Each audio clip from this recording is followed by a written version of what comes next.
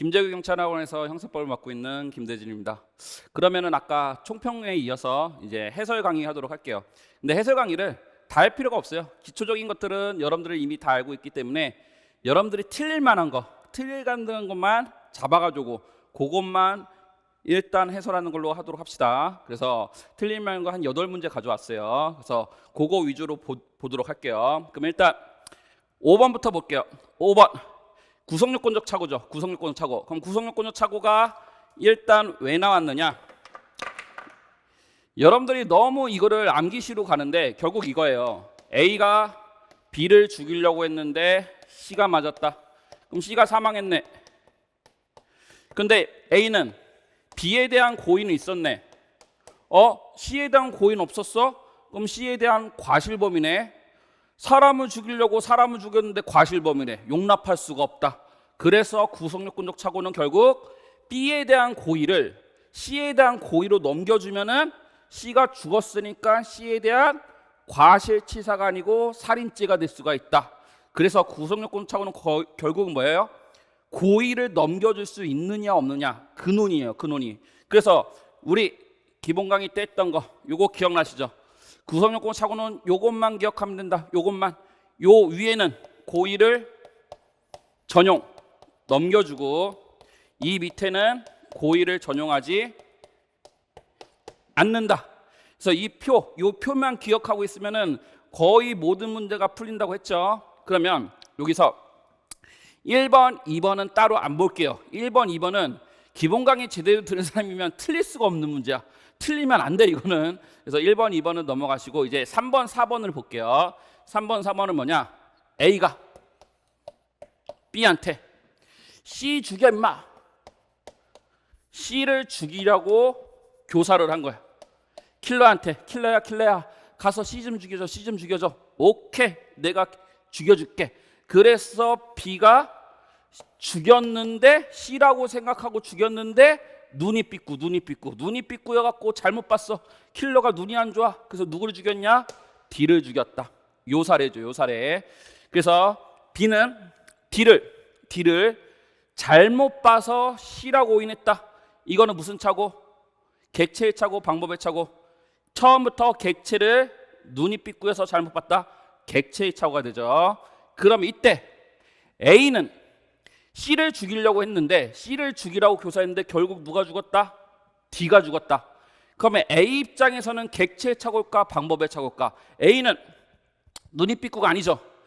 A는 누구를 수단을 이용해서 죽이려고 했는데 B를 시켜서 죽이려고 했는데 B가 잘못한 거네. 그럼 이거는 객체의 착오가 아니고 얘 입장에서 뭐가 된다? 방법의 착오가 된다.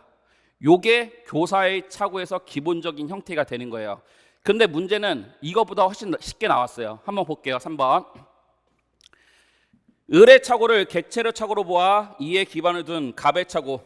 정확하게 얘를 표시합시다. 얘가 을이었죠. 얘가 을, 얘가 갑이었죠.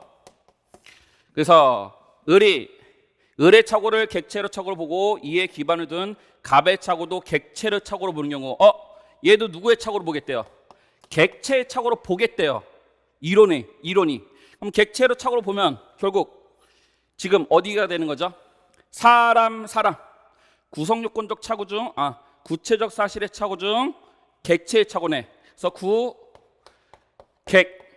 여기에 해당해요. 그죠? 구객 이거잖아요. 그죠? 그러면 구체적 부합설을 따르는 견해에 의하면 갑에게는 살인미수와 과실치사의 상상적 경험이 생긴다. 여기죠. 그죠? 구체적 부합설이니까. 그럼 이때는 고의가 넘어간다. 넘어가는 거니까 뭐가 되는 거예요? D에 대한 살인 기수가 되는 거. C에 대한 살인 고의가 D에 대한 고의로 넘어가는 거. 그래서 여기 3번. 살인미수와 과실치사의 상상적 경험이 인정된다. X죠. 그럼 이 법리를 똑같이 쓰면 4번도 그대로 풀려요. 볼게요. 을의 착오를 객체의 착오로 보고 이에 기반을 둔 갑의 착오를 방법의 착오로 보는 경우 지금 다수서는 이렇게 보고 있어요. 자수서는 아까 설명한 것처럼. 따라서 법정적 부합설에 따르면 요게 법정적 부합설이죠. 여기를 조금 표를 지어보면 구체적 부합살, 법정적 부합살, 추상적 부합살. 요게 법정적 부합살. 그러면 법정적 부합살에 따르면 견해에 의하면 갑은 살인죄의 교사범 처벌한다. 맞죠? 여기죠, 여기. 여기는 그러니까 C에 대한 고의가 D에 대한 고의로 넘어가니까 이때는 살인 교사죄의 교사범 처벌 된다는 것. 됐어요? 그래서 구성요건적 착오에서 난이도가 한 단계 조금 올라간 사례죠. 그래서 요 착오를 보세요. 제 문제집에 보면은 정확하게 똑같이 나온 게 있어요. 보면은 이게 제 문제집인데 여기 1번을 볼게요. 갑이 을에게 병을 살해하도록 교사했는데 을은 정을 병으로 오인해서 살해했다. 똑같네. 그럼 법정적 부합살 똑같네. 법정적 부합살이면 갑은 고의가 넘어가죠. 넘어가니까 정에 대한 살인죄의 교사범이 된다. 변시. 그래서 이게 변호사 시험 때 나온 거예요. 변호사 시험 때. 그래서 변호사 시험 때 나온 것을 지금 우리 시험에서 내고 있는 거예요. 그래서 난이도가 쉬운 것 같았지만 쉬운 건 아니었어요, 나름. 그래서 변호사가 제가 봤을 때 이번에 출제위원이 아마 변호사가 들어간 것 같기도 해요. 그 변호사 출제위원이 들어간 것 같기도 해요. 그래서 변호사 시험 때 나왔던 게 몇 지문이 등장하고 있어요. 요것도 그렇고 좀 이따 볼 거는 40번도 그렇고. 됐죠? 그래서 이것도 쉬운 지문은 안 했지만 기본적인 커리를 잘 쫓아왔다. 그러면은 충분히 맞힐 수 있었던 거예요. 이거는 우리가 문제집 풀면서 여러 번 연습했던 거기 때문에 충분히 맞힐 수 있었던 거. 됐고, 그 다음에 6번 볼게요. 6번은 우연방위 사례죠. 우연방위. 그러면 여러분들이 지금 우연방위 하면 바로 나오는 게 있어야 돼요. 공부를 제대로 했으면. 우연히 방위했다. 방어할 생각은 없었다. 그래서 우연방위 나오면은 첫 번째 주관적 정당화 요소는 없었다. 내가 방어할 의사는 없었다. 하지만 객관적 정당화 사항은 있었다. 그래서 우연방위라는 글자 나오면은 이 문장이 바로 나와야 돼요. 우연히 방위. 방어 의사가 없었네. 주가 없네. 객은 있다. 그 다음에 우연방위 나오면은 두 번째 바로 이 단어에서 뭐가 나와야 되냐? 우연히 방위의 결과가 발생했네. 그럼 결과는 좋은 거네. 결과는 좋음. 됐죠? 근데 방어할 생각은 없었죠. 그러니까 행위는 나쁨.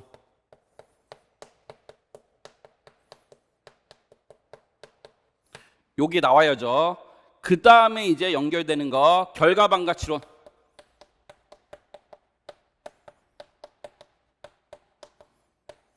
행위반가치론.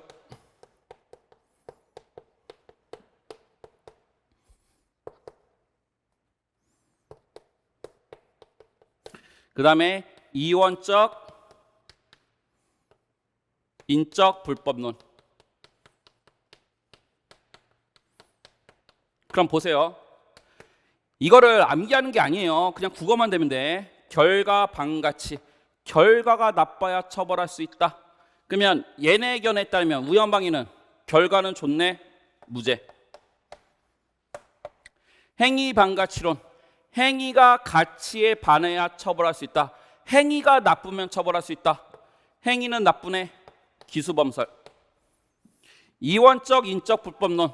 얘네들은 행위도 나쁘고 결과도 나빠야 기수로 처벌할 수 있다는 견해. 근데 행위는 나쁘지만 결과는 좋네. 반만 나쁘네. 그러니까 얘네는 불능 미수설. 불능 미수로 처벌한다. 여기까지 됐죠? 그러면 요거를 해놓고 이번에 우연방위가 조금 응용 문제로 나왔어요. 그럼 요 정도는 할 수 있으니까 요거를 가지고 한번 맞춰봅시다. 지금 6번에 갑이 무죄라는 견해. 갑이 무죄다. 뭐죠? 요거죠. 무슨 이론? 결과반가치론. 무죄라는 견해에 관해서 설명으로 가장 적절하지 않은 것은 범죄 성립에서 결과방어침을 고려하는 입장에서 주장될 수 있다. 맞죠? 결과만 나쁘면 처벌할 수 있다라고 하면은 갑은 무죄. 됐죠? 두 번째, 객관적으로 존재하는 정당화 요건은 요거죠. 객관적 정당화 요건.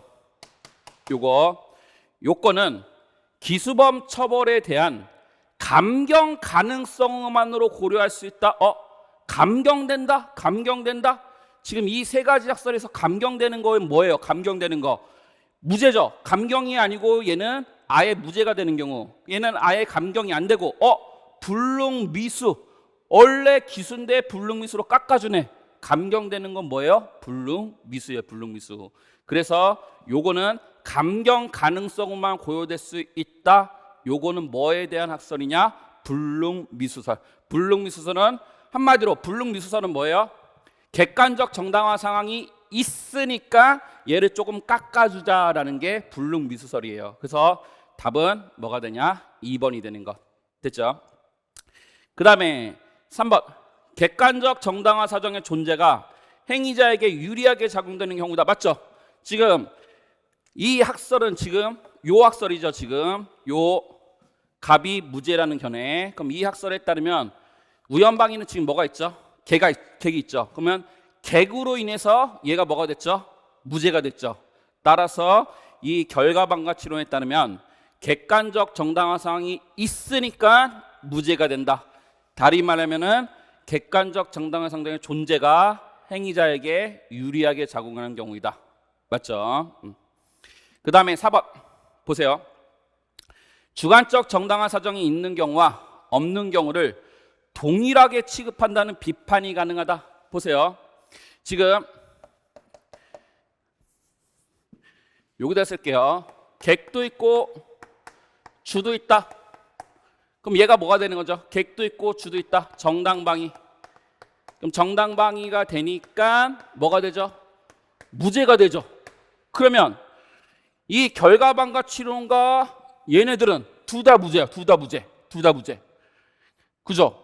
얘는 주는 없는데 얘는 주는 있는데 똑같이 취급을 해. 주가 있던 주가 없던 똑같이 취급한다는 비판이 생기는 것. 그래서 봅시다.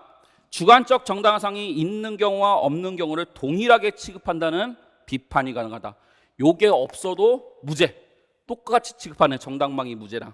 그래서 그런 비판을 할 수가 있는 거예요. 그래서 이 우연방위도 쉬운 것 같은데 어려웠어요. 난이도가 좀 있었어요. 난이도가 좀 있어갖고 쉽게 맞힐 수는 없었을 것 같아요. 근데 여러분들이 항상 학설은 애우는 게 아니고 기초를 바탕으로 정확히 이해하고 이거를 응용할 수 있는 능력이 있으면 돼요. 응용할 수 있는 능력. 그래서 경찰 시험에서 절대 이번 시험이 벗어난 게 아니에요. 벗어난 게 아니고 이거를 가지고 정확하게 알고 있는 거를 가지고 정확하게 개념이 서 있느냐, 그걸 바탕으로 응용할 수 있느냐를 물은 거지 이번 시험이 절대 지엽적인 걸 문제를 내는 시험은 아니었던 것. 됐습니다. 그러면 6번 됐고 그 다음에 그러면 선생님 알겠어요. 그러면 그거 연습을 해야 되잖아요. 그래서 제 문제집에 보면은 리을을 한번 볼게요. 이게 문제집에 있는 문제인데 우연방위에 관한 불능미수범설은 객관적으로 존재하는 정당화 상황으로 인해 어떻게 된다? 결과방가치는 불능미수의 수준으로 낮아진다. 깎아진다. 됐죠? 그래서 깎아진다. 객관적 정당화 상황으로 인해서 깎아진다는 견해. 그게 뭐가 되는 거예요? 불능미수범설이 되는 거예요. 그래서 이것도 똑같아요. 이것도 커리를 제대로 쫓아왔다. 문제집도 잘 열심히 풀고 제대로 쫓아왔다. 충분히 맞힐 수 있었던 문제예요. 됐습니다. 넘어가시고 그 다음에 9번. 9번이 조금 난이도가 있었죠. 9번도 많이 틀렸죠. 9번에서 여러분들이 볼만한 것은 기억이랑 리을이랑 미음인데 일단 기억 볼게요. 미수범이란 행위를 종료했더라도 결과가 발생하지 아니한 경우를 말하는 것이므로 결과가 발생한 경우는 미수범이 성립할 여지가 없다? 아니죠. 결과가 발생해도 뭐가 없으면 인과관계가 없으면은 미수로 처벌되는 것. 그래서 여러분들 우리 연습했을 때 이거 기억나세요? 이거 문제집에 있는 거 어떤 행위라도 재요소되는 위험 발생에 연결되지 아니한 때는 즉 인과관계가 없을 때는 그 결과로 인해서 벌하지 않는다. 그래서 이거 응용 문제로 어떻게 나오냐? 그 결과로를 쏙 빼버리면 뭐가 된다는 거죠? 벌하지 아니한다. 무죄가 된다는 거죠. 그래서 인과관계 조문 문제 조심하라고 했어요. 수업 시간에. 인과관계 조문 문제는 반드시 뭐가 나와야 된다? 그 결과로 이 단어가 나와야 된다. 이거 조심하라고 했고, 그래서 5번과 연결되는 거 4번과 고의범의 경우에 인과관계가 인정되면 범죄가 기수가 되고, 맞네? 인정되지 않으면 불가벌이 되는 게 아니죠. 인과관계 인정되지 않으면 불가벌이 되는 게 아니고 뭐가 된다? 미수가 된다.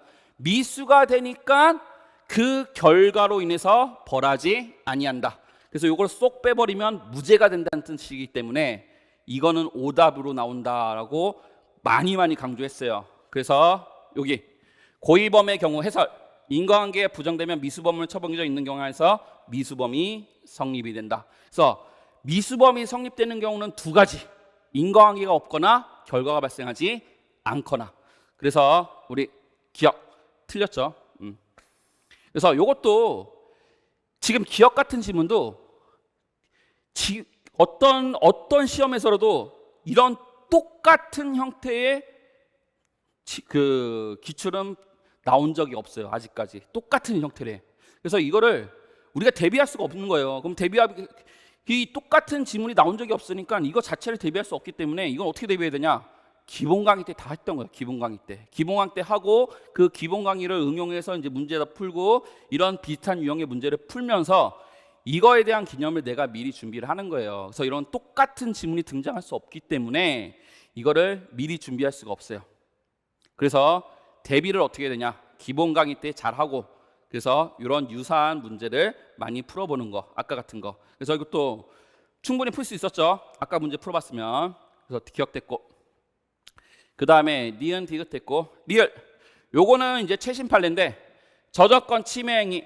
그래서 인터넷 사이트에 막 함부로 영화 올리거나 막 서살 막 함부로 막 올려버리면은 저작권 침해 행위가 되는 거죠. 그럼 이때 기수는 언제다? 올렸을 때. 올리기만 하면 되지, 지금 다른 사람들이 그거를 다운받아야 기수되는 게 아니고, 올리기만 하면은 사람들이 다운받을 수 있는 상태가 됐기 때문에 이미 기수가 됐다. 됐어요. 그래서 뭐 요 정도는 맞힐 수 있을 것 같은데, 이제 미음, 교사를 받은 자가 범죄 실행의 자체를 승낙하지 아니했다. 실패한 교사, 누구만 나쁜 사람? 교사자만 예비음. 뭐 실행을 승낙하고 실행에 착수하지 이르지 않았다. 효과 없는 교사. 그럼 이때는 교사자랑 피교사자 둘 다 나쁜 놈. 그래서 둘 다 예비음. 뭐 그러면 실패한 교사나 효과 없는 교사의 경우 교사자는 맞네. 예비 음모에 준하여서 처벌했는데 맞네요. 그래서 9번이 나머지는 난이도가 없었어요. 기억도 난이도가 있는 게 아니에요. 기본학교 때 다 알고 있던 거예요. 근데 이거를 니네들이 정확히 알고 있느냐라고 문제를 냈기 때문에 기억 때문에 조금 틀릴 여지가 있었던 문제예요. 됐고, 그 다음에 10번 동시범도 나머지 것들은 볼 게 하나도 없어요. 딱 봐야 될 것은 나머지 것 틀리면 안 돼요, 절대. 근데 동시범에서 이제 틀릴 만한 게 이제 두 개. 디귿 봅시다. 니은. 독립행위 경합해서 상해의 결과를 발생하게 한 경우에는 원인된 행위가 판명되지 아니한 때는 각 행위자를 미수범으로 처벌한다.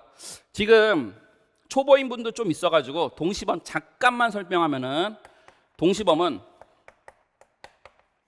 두 가지가 있죠. 인과관계가 증명된 경우. 그럼 인과관계가 인정된 사람은 기수로 처벌하면 되고, 인과관계 부정된 사람은 아까 인과관계가 부정이 됐다, 미수라고 했죠. 미수로 처벌하면 돼요. 근데 인과관계가 증명이 안 된 경우, 이때 문제가 나오죠. 이때. 그럼 인과관계 증명이 안 됐다. 인과관계 증명은 누가 입증해야 되냐? 검사가 입증해. 근데 검사가 입증해야 되는데 검사가 증명을 못 해버렸네. 그럼 검사 잘못. 따라서 원칙적으로 미수가 된다. 제 19조에 의해서. 근데 예외적으로 공동정범, 예에 따라서 처벌하는 경우가 있다. 제 263조가 적용되는 경우가 있다. 그럼 예외가 적용되는 범죄 네 가지. 상해죄, 상해, 치사죄, 폭행, 치상죄, 폭행, 치사죄. 그래서 기본 범죄가 상해나 폭행인 경우에는 예외로 263조가 적용돼서 공동전범 예에 따른다. 이게 동시범의 특례죠. 특례. 가볍게만 됐어요. 그럼 보세요. 이걸 가지고 1번부터 풀어볼게요. 시간적 차이가 있는 독립행위가 경합한 경우 그 결과 발생에 원인된 행위가 판명되지 아니한 때는 원인된 행위가 판명되지 아니한 때는 형법 263조가 적용되는 경우를 제외하고는 19조가 적용된다. 맞죠? 지금 인과관계가 증명이 안 된 경우에는 263조를 제외하고는 뭐가 적용된다? 19조가 적용된다. 그래서 동시범위 특례 네 가지 범죄 빼고는 인과관계 증명 안 되면 뭘로 간다? 19조로 간다. 됐고, 그 다음에 니은 이게 난이도가 조금 있었던 지문이에요. 그럼 보세요. 원인된 행위가 판명되지 않았다. 여기 두 번째 줄. 원인된 행위가 판명되지 않았다. 그러면은 19조로 가는 경우가 있고 263조로 가는 경우가 있는데 이 조문, 니은은 조문 문제인데 이게 19조의 조문을 말하고 있는 건지 263조의 조문을 말하고 있는 건지 이게 굉장히 어렵다고 했어요. 수업 시간에. 그래서 우리 조문을 보면은 19조 독립행위의 경합, 동시 또는 이시의 독립행위가 경합한 경우에 그 결과 발생된 원인된 행위가 판명되지 아니할 때는 각 행위를 미수로 처벌한다. 19조 각 행위를 미수로 처벌한다. 263조 독립행위가 경합해서 상해의 결과 발생하는 경우에 있어서 원인 행위가 판명되지 아니할 때는 공동정범 예에 의한다. 됐죠? 그래서 이게 19조인지 263조인지 굉장히 어렵다고 했어요. 그래서 수업 시간에 제가 뭐라고 했죠? 요거 구별할 때 무슨 글자? 동시범의 특례. 동시범의 특례는 폭행이나 상해, 폭행이나 상해. 그래서 뭐란 글자? 상해의 결과. 상해의 결과가 나오면은 이거는 263조를 묻는 거고, 상해의 결과란 말이 안 나오면은 뭐를 묻는 거냐? 19조를 묻는 거라고 했어요. 그럼 봅시다. 니은 독립행위가 경합해서 상해의 결과. 상해의 결과. 그럼 이건 19조예요, 263조예요? 263조가 되는 것. 그럼 263조가 되니까 맨 끝에 각 행위자를 미수범으로 처벌한다는 게 아니고 공동정범 예에 따라서 처벌한다.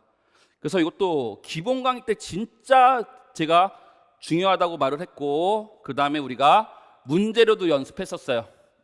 문제. 독립행위가 경합해서 상해 결과 발생하는 경우에서는 원인된 행위가 판명되지 않을 때는 각 행위를 미수로 처벌한다. X죠. 상해 결과 나왔으니까 공동정범 예에 따른다. 그래서 이것도 충분히 연습이 됐었던 문제예요. 근데 아마 이 문제를 연습하지 않았거나 이런 논의를 한 번이라도 안 들어봤었으면 틀린 학생들이 좀 많이 있었을 거예요. 근데 커리만 잘 쫓아오면 충분히 맞출 수가 있었던 것. 됐죠? 됐고, 그 다음에 넘어가서 11번. 11번도 조금 틀리더라고요. 11번에서 나머지는 볼 거 없어요. 나머지는 볼 거 없고, 근데 11번은 사실은 3번이 어려웠어요. 3번이 어려웠는데 3번을 모른다 하더라도 충분히 1번, 2번, 4번이 어려운 지문이 아니었기 때문에 속어법으로 3번을 맞힐 수가 있었던 거예요. 근데 이제 3번을 한번 설명을 한번 해볼게요. 3번 보면은 일단 제일 잘못된 거는 뭐냐면은 공범의 우의성. 교사 방조범은 공범, 조연배우. 그럼 조연배우랑 주연배우, 정범 어느 게 더 우위한 거예요? 정범이 더 우위한 거죠. 그래서 공범의 우위성이 아니고 정범의 우위성이에요. 정범의 우위성. 일단 이거부터 틀린 거예요. 이거부터. 공범이 더 우위에 있다. X. 정범이 더 위에 있다. 그래서 공범의 우위성 이것도 틀렸고, 그런데 그것만 안다고 맞히는 게 아니고 당연히 맞힐 수 있지만 이거를 제외하고 문제를 낼 수도 있거든요. 이걸 제외하고 이제 우리 문제의 스타일을 보면은 그러면 제외하고 풀었을 때 맞힐 수가 있어야 돼요. 그럼 공범의 우위성 요걸 빼고 여기 밑줄. 갑에게 교사범이 성립하므로 간접정범이 성립될 여지가 없다. 보세요. 지금 14살짜리가 13살짜리한테 교사를 했어요. 어머니 물건 좀 훔쳐와. 그래서 얘가 절취를 했어요. 그럼 13살은 구성요건의 해당성, 위법성은 있지만 뭐가 없다? 책임이 없다. 14세 미만이니까. 여기까지 됐죠. 책임 능력이 없다. 그럼 이때 이 14살짜리는 지금 책임이 없는 사람한테 시켰으니까 뭐가 성립할 수 있냐? 교사범이 성립하기 위해서는 우리 판례나 다수설은 정범이 어디까지 있어야 된다? 위법성까지 있어야 한다. 그 학설 이름이 제한적 종속 형식.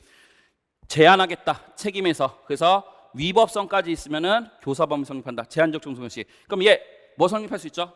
절취를 시켰으니까 절도 교사범 성립할 수 있죠. 첫 번째. 그런데 얘는 뭐도 성립할 수 있느냐 보세요. 13살짜리는 책임이 없으니까 얘는 무죄인자. 그럼 무죄인자를 이용해서 절취를 시킨 거니까 얘는 절도죄의 간접정범도 될 수가 있는 거예요. 지금 우리 판례 다수설인 제한적 종속 형식에 따르면은 어떤 문제가 발생하느냐? 책임 능력 없는 사람한테 시키면은 책임 능력이 없으니까 위법성까지 있으니까 교사범도 될 수 있고 무죄인자를 이용했으니까 간접정범 둘 다 나올 수 있는 거예요. 둘 다. 그럼 이때 교사범과 간접정범을 어떻게 구별하냐? 그래서 제가 수업 시간에 분명히 얘기했죠. 이거 어떻게 구별한다? 간접정범은 정범이니까 무슨 지배? 의사 지배가 있어야 되고, 교사범은 얘는 남의 범죄에 가담하는 사람에 불과하니까 얘는 종범. 그러니까 얘는 얘의 우위에 있는 사람이 아니니까 얘는 의사 지배가 있는 사람이 아닌 것. 그래서 의사 지배를 했느냐, 의사 지배를 못 했느냐라고 구별을 하려고 했죠. 그래서 어떻게까지 갔냐? 14살, 13살 의사 지배 있었을까 없었을까? 없었다. 그럼 뭐가? 절도범의 교사범이 될 가능성이 크다. 근데 얘가 7살에 불과하다. 13살짜리가 7살짜리한테 때리면서 가져와 이 새끼야 라고 했다면 의사 지배의 가능성이 크다. 그러니까 이때는 무슨 사례가 된다? 절도죄의 간접정범이 될 가능성이 크다 라고 했습니다. 그래서 피교사자가 책임이 없을 때는 교사자는 교사범도 될 수 있고 간접정범도 될 수 있다. 그럼 이때는 어떻게 구분한다? 의사지배가 있었느냐 없었느냐. 이렇게 나왔으면 진짜 어려웠는데 그나마 여러분들 힌트를 좀 시켜줬어요. 3번에서 뭐를 줬기 때문에 공범의 우위성에 따라 X죠. 공범의 우위성이 아니고 뭐가 된다? 정범의 우위성이 된다. 됐습니다. 나머지 것들은 넘어가도록 합시다. 나머지 것들은 너무 쉽기 때문에 됐고, 그 다음에 31번 수사준칙. 이 수사준칙에서 조금 뭐 난이도가 있다고 보긴 하는데 여러분들 또 낚일 만한 게 뭐였냐면은 보안수사.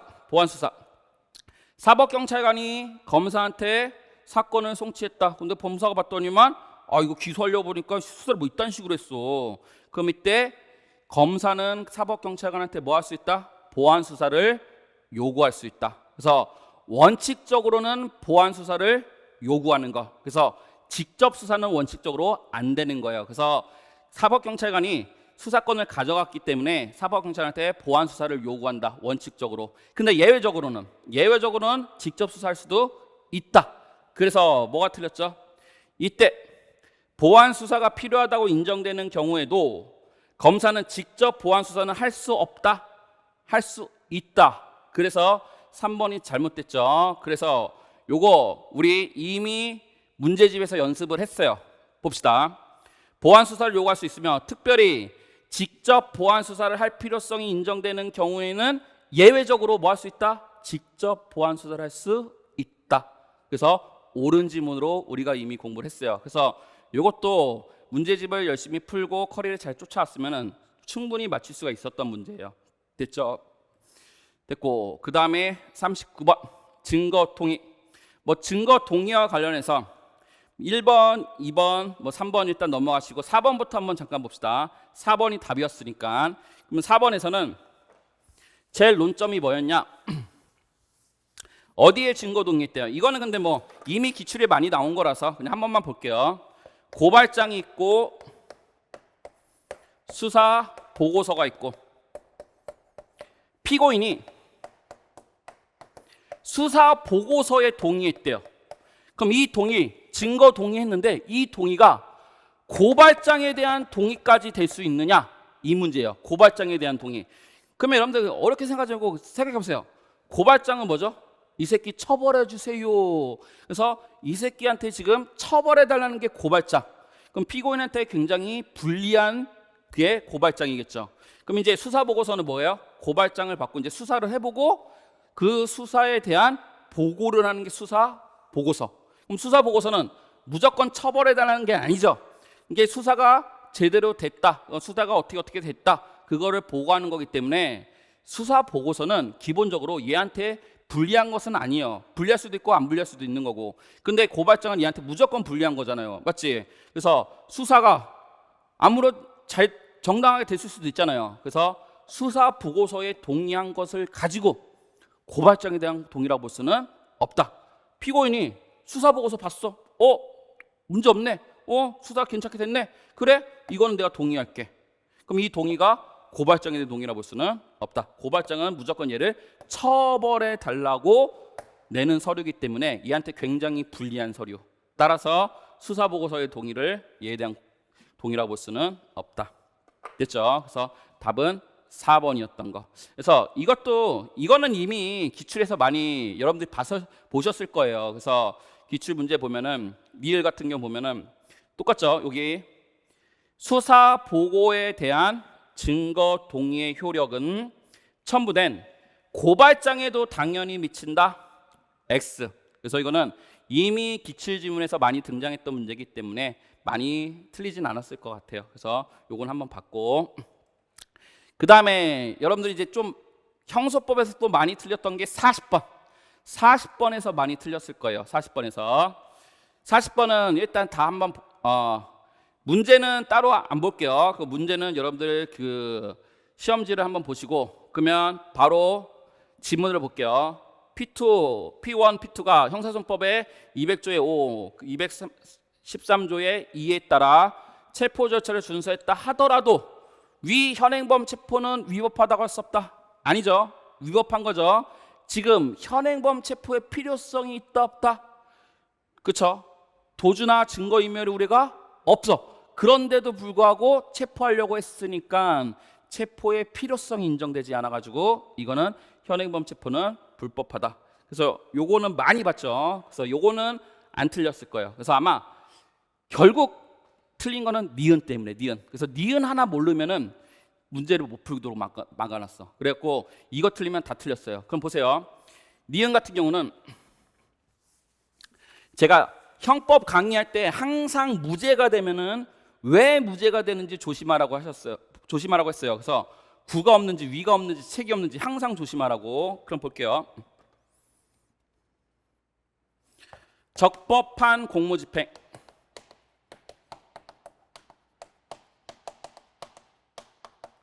여기에 폭행했다. 그럼 공직방 맞죠? 유죄로 할게요. 공직방. 적법한 공무집행에 대해서 폭행했다. 그러면 당연히 공무집행방해죄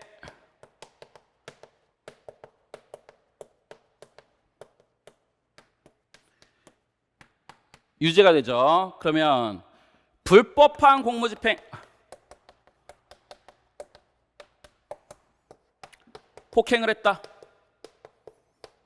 그러면 공무집행방해죄는